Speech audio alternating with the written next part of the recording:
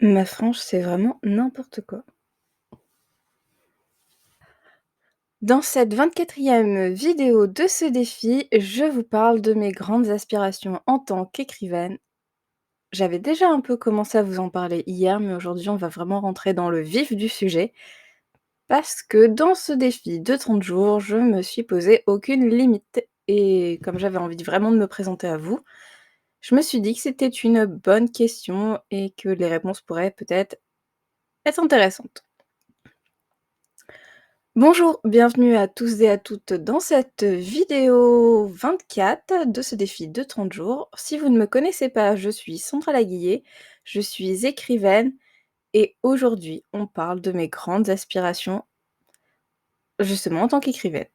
Si ce n'est pas déjà fait, vous pouvez vous abonner et activer la cloche des notifications pour ne rien rater des prochaines vidéos de ce défi et des vidéos qui vont suivre où on va parler écriture. Alors, je mets la vidéo ici, mais hier, je vous parlais de mes objectifs en tant qu'écrivaine, des objectifs surtout à court terme et à moyen terme, plutôt que des objectifs vraiment à très long terme. Mais sinon, j'ai des aspirations, des choses que j'aimerais faire si j'avais les moyens, des moyens conséquents, je veux dire, des moyens financiers hyper conséquents, mais aussi ben, de la notoriété ou des choses comme ça. Donc je me suis dit, au lieu de rêver petit, rêvons grand et parlons de ces grands rêves. Alors, comme je le disais hier, mon but, c'est certes de continuer mon blog, de continuer cette chaîne YouTube, de continuer à écrire des romans, bien évidemment, mais aussi, ben, développer des podcasts et des choses comme ça. Mais en parlant de YouTube, évidemment, si j'avais les moyens, on va dire des moyens illimités, ou des moyens hyper conséquents, voilà, ça serait quelque chose que j'aimerais faire, ça serait d'engager des gens pour, prendre le son, donc preneur de son, monteur, cadreur, des personnes qui seraient chargées de tout l'aspect technique. Parce que c'est vrai que, il y a trop longtemps que je n'ai pas fait de montage vidéo, il y a trop longtemps que je n'ai pas fait de prise de son et ce genre de choses. Donc c'est vrai que pour moi, c'est assez compliqué de m'y remettre. Bon, je pense avoir un tout petit peu progressé depuis les toutes premières vidéos. 1re vidéo que j'ai même enlevée du coup de cette chaîne parce qu'elles étaient vraiment trop ratées. Mais du coup, c'est vrai que si je pouvais avoir des gens pour s'occuper de ça, ça me soulagerait. Autre chose que j'aimerais faire concernant YouTube, c'est si j'avais les moyens, ça serait d'avoir un studio de tournage.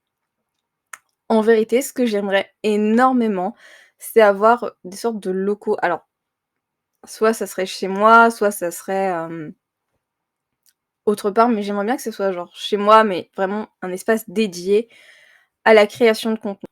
Alors vraiment, si j'avais un grand rêve, ça serait d'avoir cet espace vraiment dédié à l'écriture et à la création de contenu, parce que je trouve que ce serait beaucoup plus facile.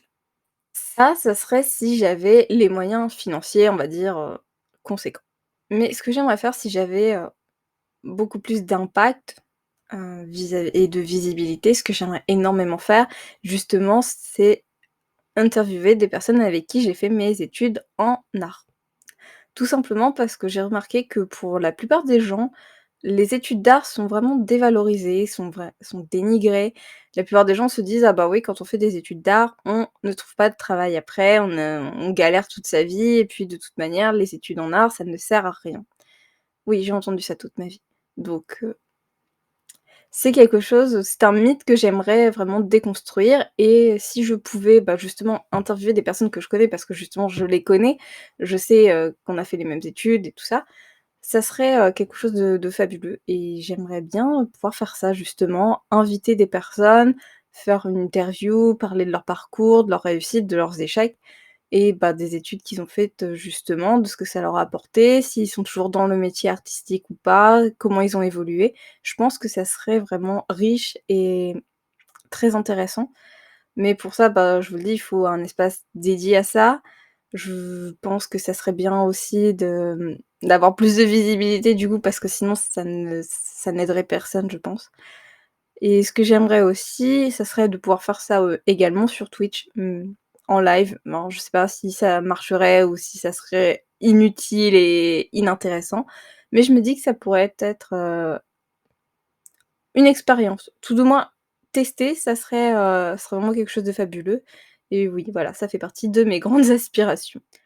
L'un de mes autres grands rêves, ça serait d'ouvrir une fondation. Une fondation qui permettrait d'aider, les personnes, qui sont artistes-auteurs, mais qui ont du mal à joindre les 2 bouts, ceux qui sont les plus précaires, afin de leur permettre d'écrire dans des conditions adéquates et de pouvoir se consacrer à leur carrière d'artiste-auteur.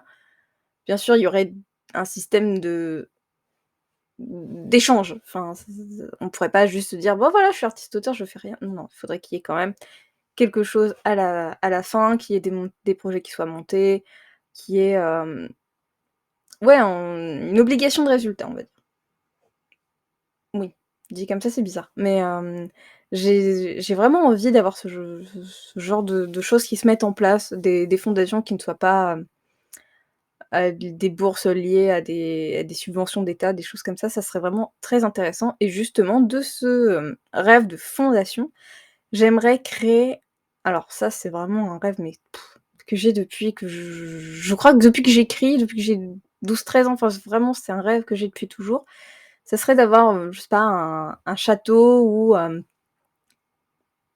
une abbaye, enfin i quelque chose comme ça d'assez grand, d'assez vaste et que l'on puisse faire venir, bah, des artistes auteurs, mais aussi, des artistes d'autres milieux, que ça soit du graphisme, que ça soit du dessin, de la peinture, que ça soit de la photographie, que ça soit, des arts du cirque, de la danse, de la musique et que, il y ait, bah, des échanges justement entre ces différentes formes d'art. Alors je sais que ça existe déjà ce genre de résidence, mais j'aimerais beaucoup voir monter ma propre résidence, dans un lieu qui serait, propice à la création, on va dire et ouais, ça fait partie de mes grands rêves. C'est je sais que c'est fou parce que je suis vraiment une autrice confidentielle, donc du coup, se me dire: «J'aurais rêvé à ce point», c'est incroyable, c'est pas possible.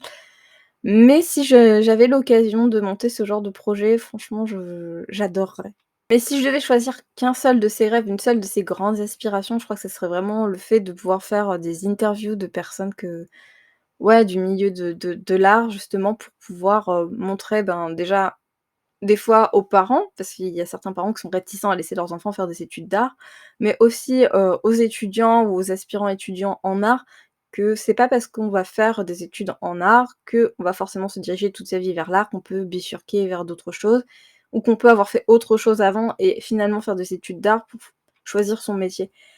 Et ça, c'est vraiment quelque chose que j'aimerais énormément faire et si j'avais l'occasion de mettre ça en place, ça serait vraiment formidable et je pense que c'est peut-être l'un de mes grands rêves et de mes grandes aspirations que je peux, enfin qui serait le plus facilement amené à se concrétiser. Mais pour ça, bah, voilà, je voudrais avoir, ben, des locaux dédiés, avoir, des micros de qualité, du matériel, pour filmer de qualité, avoir des gens qui fassent le montage, des choses comme ça, parce que ce serait vraiment un peu comme sur un plateau de télé, voilà, ça ce serait, un peu différent de simplement, poser une caméra et juste tourner. Enfin, j'aimerais faire quelque chose de vraiment de qualitatif. Donc voilà, ça fait partie de mes grandes aspirations. Donc, dites-moi ce que vous pensez de ces grands rêves et si vous aussi vous en avez, bah, n'hésitez pas à les mettre en commentaire, je serais ravie de vous lire et d'échanger avec vous sur le sujet.